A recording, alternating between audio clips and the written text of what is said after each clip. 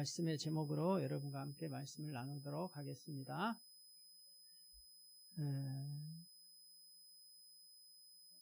많은 그리스도인이 예수를 믿고 이제 성령으로 이전에 살던 자신의 모습에서 하나님의 자녀로 이제 회복된 존재로서 계속해서 이렇게 이제 누리고 살아가야 하는데, 이제 하나님의 자녀가 된 이후에 그 신분의 가치를 느끼고 그렇게 살아가고자 하는 가치를 존재 가치라고 할 때에, 이제 이 존재 가치라는 말하고 반대되는 개념이 있습니다. 뭐 어떤 학문적인 용어는 아니고 그냥 이렇게 이제 존재 가치에 비한다면은, 반대되는 개념이라면은 아마 소유 가치가 아니겠는가 생각을 해보게 됩니다. 그런데 이 하나님의 자녀된 우리들이 이미 하나님의 자녀가 되었잖아요. 그러면 이 하나님의 자녀가 된 이 존재는 엄청 귀한 거예요. 그렇잖아요. 근데 이 존재의 가치를 우리가 계속해서 하나님의 자녀된 신분의 가치를 계속해서 추구하지 않으면은 우리 안에 또 다른 가치가 우리를 스물스물 유혹을 하는데, 그게 뭐냐? 그게 이제 소유 가치가 되는 것입니다. 그래서 이 소유 가치는 이 땅에서 더 많은 것을 소유하려는 가치가 되는데, 하나님의 자녀들이 하나님의 자녀가 된 신분 이후에 하나님의 존재 가치를 추구하면서 계속 살고자 하는데도 불구하고 하나님의 자녀들도 세상 사람들과 같이 소유 가치를 완전히 떨쳐버리고 살아가기가 어렵습니다. 그것은 왜냐하면은 우리의 존재 자체가 이미 이 아담의 불순종으로 인해서 소유 가치를 계속해서 추구하고자 하는 세상적인 것들이 우리 안에 함께 있기 때문에, 사단은 그러한 우리의 본성 자체를 가만히 내버려 두지 아니하고 계속해서 하나님의 신분 자체는 얻었을지라도 우리 안의 본성, 다시 말해서 계속해서 세상 사람들처럼 소유하고자 하는 그런 욕구들이 우리에게 내재되어 있기 때문에, 사단은 하나님의 자녀들에게 계속해서 소유 가치를 추구하는 삶을 살아가도록 미혹한다는 것입니다.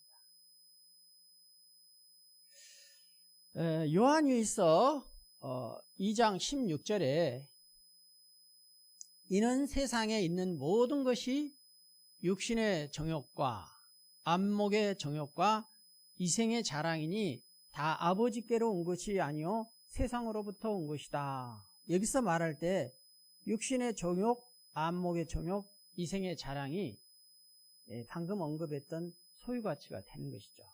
이런 것들이 다 아버지 하나님께로부터 온 것이 아니라 이것은 세상으로부터 온 것이라는 것입니다.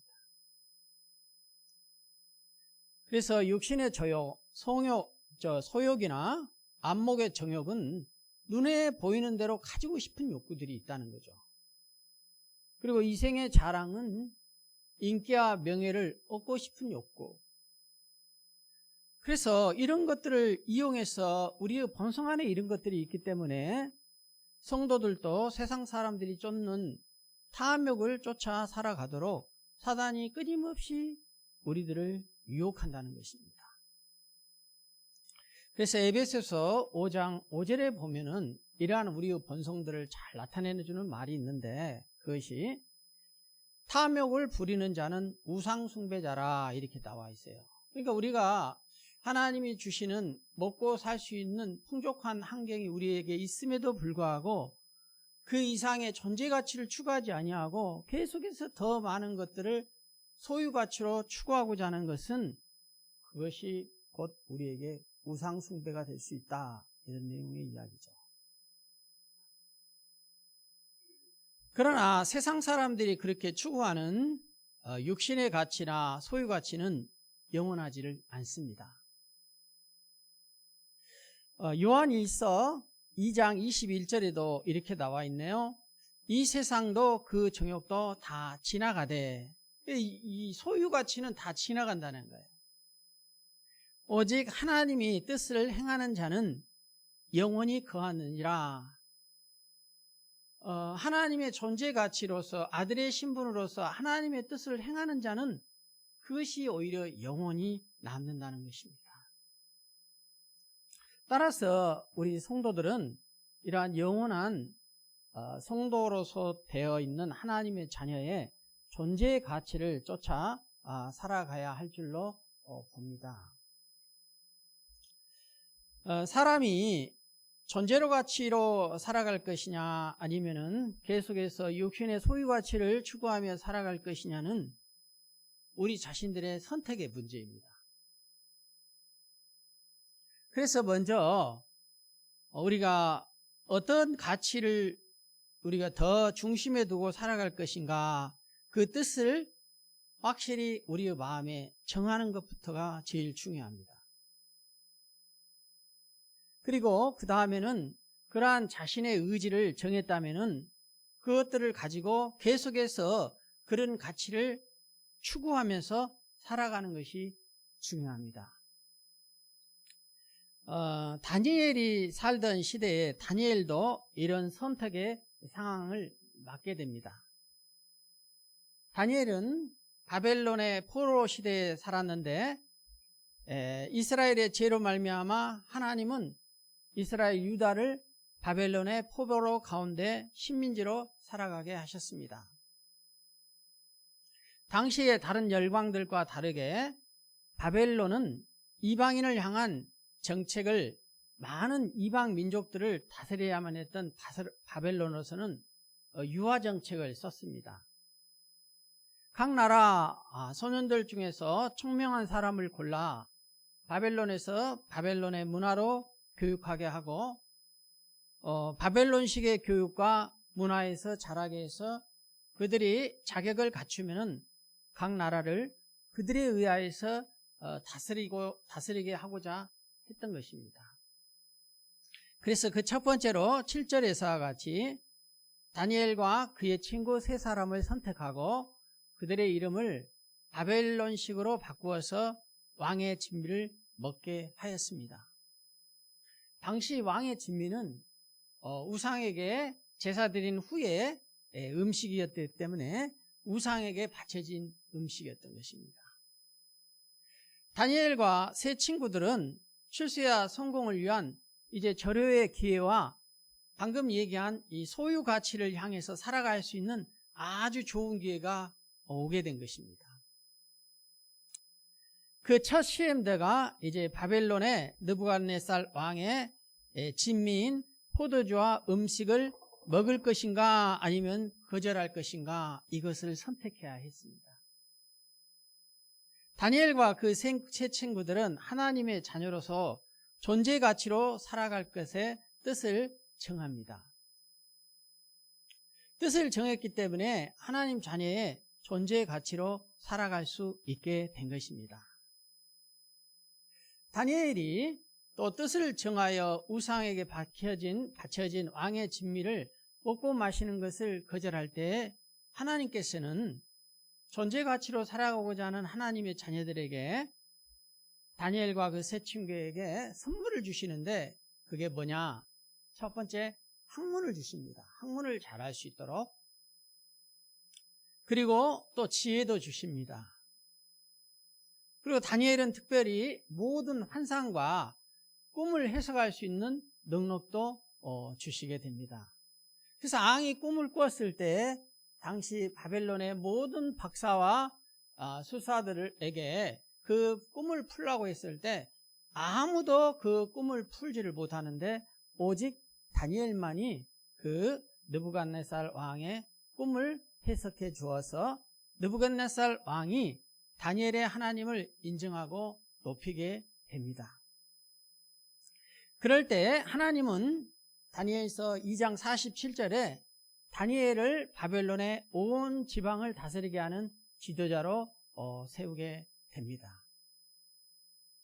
소유 가치를 포기하고 뜻을 세워 하나님의 자녀의 존재 가치로 살고자 할 때 오히려 하나님께서는 다니엘과 세 친구들의 존재 가치를 높여주시게 됩니다. 근데 이것이 이제 우리가 한번 뜻을 정하고 하나님의 자녀의 신분으로서 존재 가치로 산다고 해서 한 번만 그렇게 잘 살면 좋은데 그렇지가 않은 것 같습니다. 계속적으로 이 세상 가운데 살아가면서는 사단의 유혹과 우리가 존재 가치로 계속해서 살 것인가 아니면 세상 사람들이 추구하는 소유 가치를 추구하면서 살아갈 것인가 선택해야만 합니다. 그래서 다니엘서 3장에는 이런 내용이 나옵니다.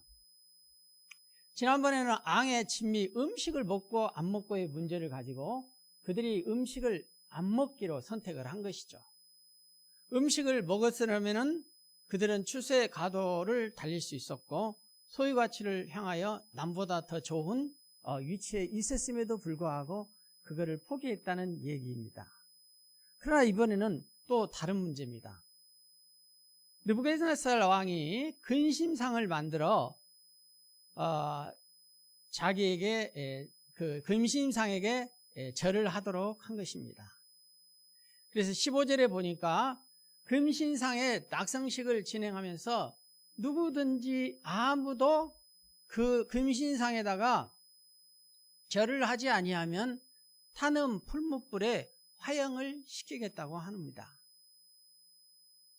그래서 새 친구들은 절을 하지 아니했다고 하였더니 왕이 15절에 이제라도 너희가 준비하였다가 내가 만든 신상에 절하면 좋거니와 너희가 만일 절하지 아니하면은 즉시 너희를 타는 풀무불 가운데에서 던져 넣겠다고 하니 다니엘의 세 친구들은 이 일에 대해서는 왕에게 더 이상 대답할 필요가 없습니다.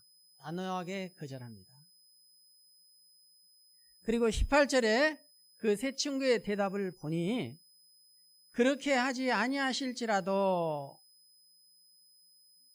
우리가 왕의 신들을 섬기지 아니하고 왕이 세우신 금신상에게 절하지 아니할 줄 아옵소서. 여기서 그렇게 하지 아니하실 줄 아는 이 표현이 참 재밌는 표현인데 우리가 하나님 앞에 금신상 앞에 절을 하지 아니함으로 인하여서 그 결과가 우리에게 불이익이 오고 하나님께서 우리를 도와주시지 아니하실지라도 이런 뜻이 됩니다. 이처럼 새 친구들은 하나님 앞에서 존재 가치로 살아갈 것에 대한 굳은 신념을 보인 것입니다. 그들은 그들의 가치를 어디에 둘 것인가 하는 분명한 선택에 확신이 있었던 것입니다. 하나님의 살아계심과 하나님께서 전지전능하심을 확신하고 온전한 하나님 앞에 헌신의 사람으로서 자신들의 행동에 따른 그 결과에 대해서도 비록 이들도 미래의 하나님의 뜻을 다 알지는 못했습니다. 그러나 이미도 하나님께서 하나님의 말씀을 통하여서 주신 그 하나님의 뜻에 대해서 순종하고자 했던 것입니다. 그리고 그들의 미래를 온전히 하나님을 믿고 하나님께 자신들의 미래를 완전히 맡기었던 것입니다. 자, 그리고 이제 세 번째 또 위기가 찾아옵니다. 그 세 번째 위기는 다니엘서 6장 7절에 나옵니다. 6장 7절에 보니까 왕이 금령을 내리십니다.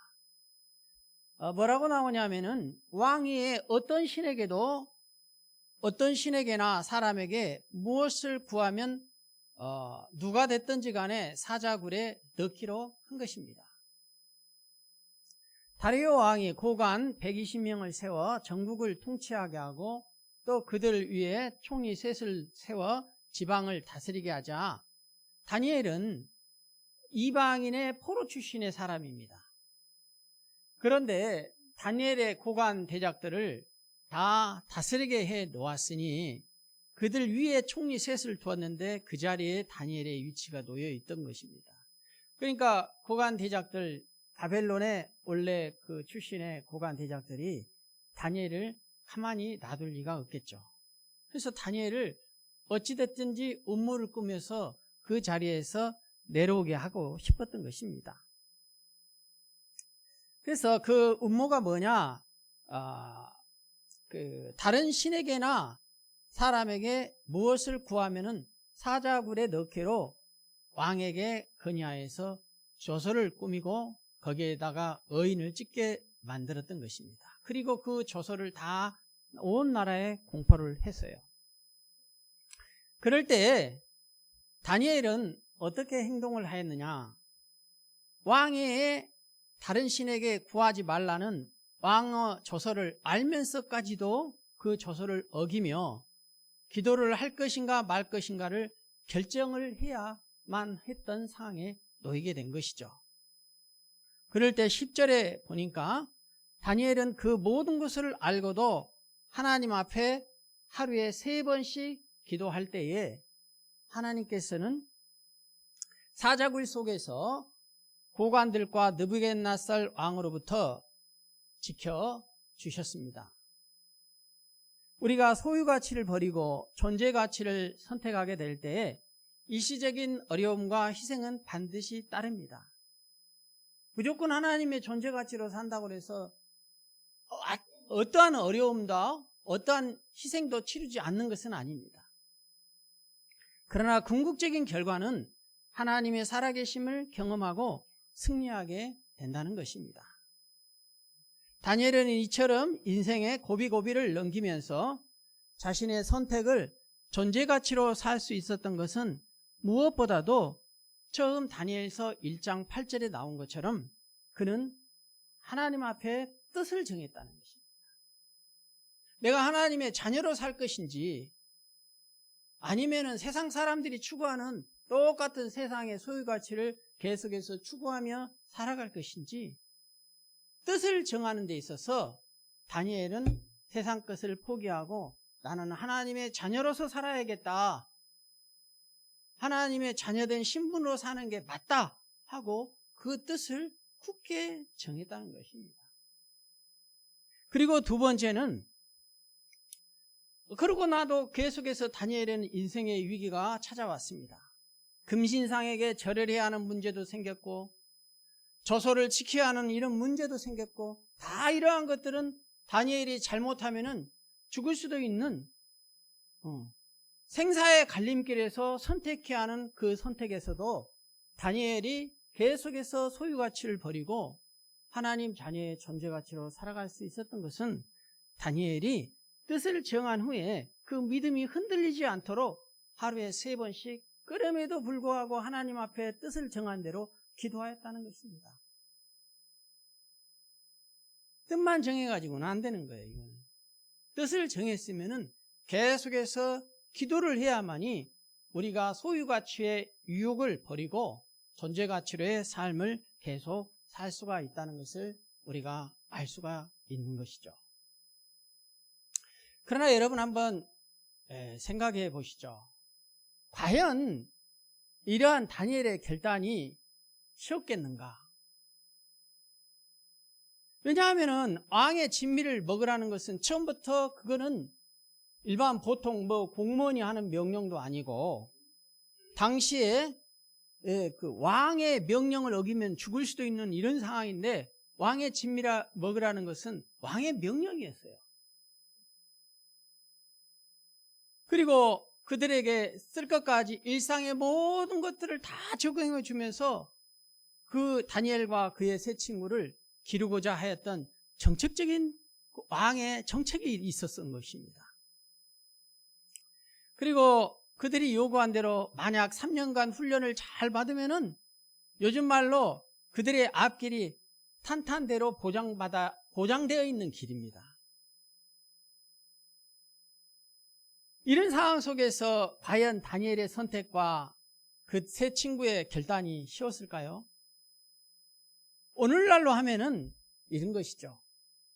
권력과 물질과 어떤 내가 세상에서 누릴 수 있는 모든 쾌락을 다 세상 풍조에 따라가지 아니하고 그것을 포기한 것하고 똑같은 거죠. 세상에 좋은 것보다 하나님을 따르는 삶의 존재 가치에 우선순위를 두는 신앙적인 결단이 아주 컸던 것이죠. 사랑하는 성도 여러분, 여기에 젊은 사람도 있지만은 사람들은 나이가 들어감에 따라 아무리 젊었을 때 몸매가 날씬해도 나이가 들어가면은 다 비슷비슷해지게 됩니다.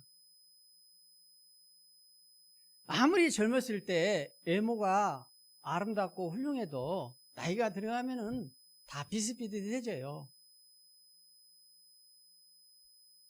아무리 건강이 젊었을 때 훌륭하고 젊었을 때 아무리 경제적인 여건이 좋다 할지라도 사람이 나이 들고 늙으면은 그것이 그렇게 인생에 큰 의미가 없다는 것을 나이가 들수록 깨달아지는 것이 인생입니다. 그래서 이 땅에서 소유 가치는 큰 의미가 없게 된다는 거예요. 우리가 세상에 살아갈 때 세상에 가지고 온 것이 없다는 거예요, 성경에서는. 그리고 우리가 이 세상에 가지고 있는 것 다 우리가 벌었던 것 그대로 천국에 가지고 가서 천국에서도 내 것이었으면 좋겠는데 천국에 가져갈 수가 없다는 것입니다. 그래서 오늘 우리가 먹을 것이 있고 입을 것이 있어서 이 자리에 나와서 하나님 앞에 예배드리고 여러분들이 여러분의 사명을 위해서 살아갈 수 있다는 그 존재 자체가 우리는 감사할 수 있어야 한다는 것입니다. 이것이 소유 가치의 한계예요. 왜? 하나님께서 우리 인간들에게 이 땅 가운데 살아가는 동안 잠시 잠깐 우리에게 이 소유 가치를 허락해 주셨기 때문에 이것이 인간들이 가지고 있는 아무리 이 땅에서 더 가지고 싶어도 그것은 탐욕일 뿐이지 더 많이 가져갈 수 없다는 것이 우리 인생의 한계다는 것입니다.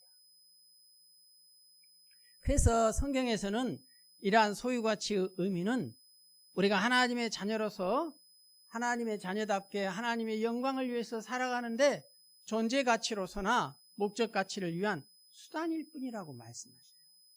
이 땅에 놔두고 간다는 것입니다. 우리가 아무리 이 땅에서 아끼고 좋아했던 옷까지도 다 놔두고 나중에는 불에 태우잖아요, 우리가. 하나님께서 우리에게 부여하신 지위나 재능이나 건강이나 경제적인 여건까지도 다 이 땅에서 잠시 잠깐 우리가 하나님의 일을 이루기 위한 수단일 뿐이라는 거예요. 전도서나 잠언을 읽어보면 수많은 지혜의 글들이 나와 있는데 대체로 그 글들의 공통점은 이러한 내용들을 포함하고 있습니다. 그러나 성도들이 때때로 소유가치만을 위해서 많은 시간과 에너지를 사용하고 살아가게 되면은 이것은 하나님이 우리에게 원하시는 바가 아니라는 것이죠. 우리의 존재의 가치, 얼마나 큰 존재의 가치인데 이 존재의 가치가 소유 가치에게 밀려서 소유 가치가 우리에게 우선순위가 되어서 거꾸로 바뀌게 되는 거예요. 우선순위가 바뀌게 되는 거예요. 그래서 하나님 앞에서 거룩하고 순전한 다니엘과 같이 우리가 존재 가치로서 계속해서 하나님 앞에 영광 돌리는 삶을 살고자 한다면은 먼저 내가 그러니까 소유 가치를 추구하지 말라는 건 아니죠. 소유 가치만을 추구하는 삶에 대해서 경계하자 이런 얘기죠. 소유 가치는 다만 소유 가치일 뿐이니 하나님의 존재 가치의 의미를 두고 내가 가진 모든 것들을 수단해서 하나님 앞에 영광 돌리는 삶을 살아야 한다 이 말씀입니다. 그러기 위해서 다니엘을 보니까 어떻게 했느냐, 처음에 1장 8절에 하나님 앞에 굳은 뜻을 정했다는 것입니다. 내가 하나님의 존재로서 하나님의 자녀의 존재로서 이방 땅에서 식민지의 상황 속에서도 나는 식민지의 왕이나 그 나라의 문화에 동요되지 아니하고 나는 내가 믿는 하나님을 위하여 살겠다. 그 길이 때때로 나에게 죽음을 요구할지라도 이 땅에서의 소유 가치는 한계가 있기 때문에 일시적인 것 나 견딜 수 있다. 나는 영원한 하나님 나라의 뜻을 두고 그 나라 천국을 바라보면서 살겠다. 그 뜻을 정했다는 것입니다. 그 뜻을 정했다. 그렇게 뜻을 정하여 삶을 선택하고 살고자 할 때 하나님은 그와 같은 하나님의 자녀가 된 그 존재가 귀하기 때문에 그런 자녀들을 결코 이 땅 가운데에서 내버려 두시지 않으시더라 이 얘기죠. 다니엘의 삶을 보니까 순간순간 계속적으로 다니엘의 신앙과 삶을 그의 세 친구들을 도와주시더라는 것이죠. 왜? 하나님의 자녀의 신분이기 때문에. 그래서 결국에는 하나님의 은혜를 입게 되지 않았습니까? 사랑하는 성도 여러분, 하나님의 뜻에는요 2가지가 있습니다. 첫 번째는 계시가 있고 두 번째는 섭리가 있습니다. 계시는 십계명과 같이 성경에 이미 하나님의 뜻과 마음을 이미 나타내주고 보여주신 것이 있습니다. 우리가 이거를 십계명을 이미 하나님의 뜻을 알기 때문에 그냥 지키면 되는 것이죠. 그러나 하나님의 뜻에는 섭리가 있는데 이 섭리가 문제예요. 이 섭리는 뭐냐? 하나님의 뜻이 무엇인지를 우리가 알 수가 없이 하나님께서 감추어둔 비밀이 있어요. 그러나 그것도 하나님의 뜻이 되는 것입니다.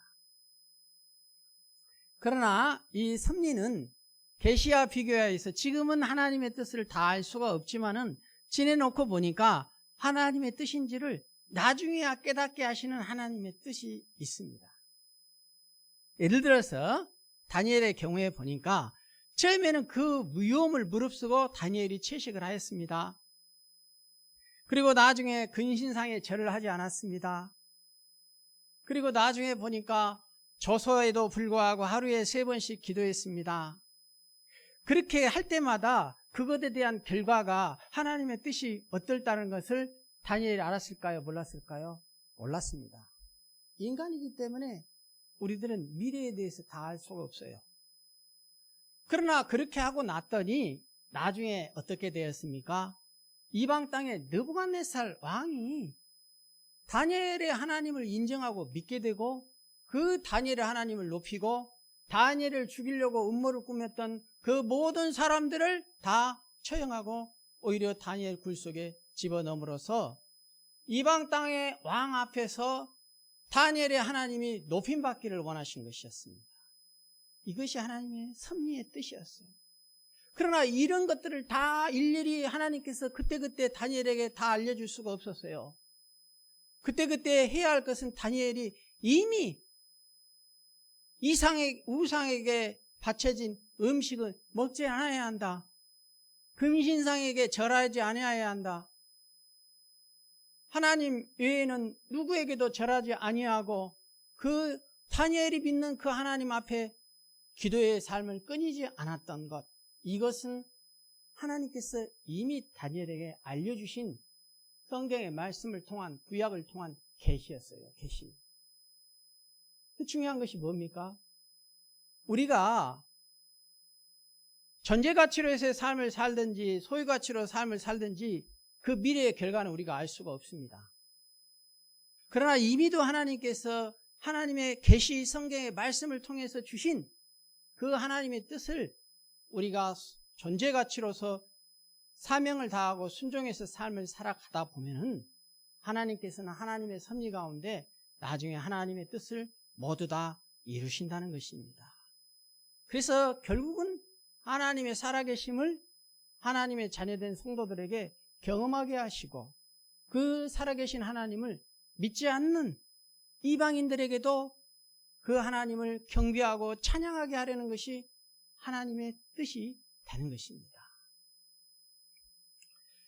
따라서 오늘 우리가 뜻을 정한다는 것은 비록 섭리적으로 우리의 미래를 알 수 없는 것들이 있습니다. 그래서 우리는 소유가치를 가지고 늘 움켜쥐고 뭔가 소유하려고 하고 더 많은 것을 벌려고 하고 이렇게 된다는 거예요. 우리의 미래의 불확실함. 그러나 그럼에도 불구하고 소유가치보다는 존재 가치를 추구하며 주신 사명에 따라 살아가는 삶이 오늘 다니엘이 살았던 삶이고, 다니엘이 그렇게 살았더니 하나님 앞에 큰 은혜를 받게 된 것입니다. 따라서 오늘 저와 여러분도 다니엘이 입은 이 은혜처럼 우리가 하나님 앞에 이러한 큰 은혜를 입기를 원하신다면 먼저 하나님 앞에 뜻을 정하고 다니엘과 같이 계속적으로 그 존재가치의 삶을 살기 위해서 기도하는 삶이 하나님께 큰 은혜를 받으실 줄로 믿습니다. 그러한 삶을 사시는 귀한 믿음의 성도님들이 되시기를 진심으로 축복합니다. 아멘.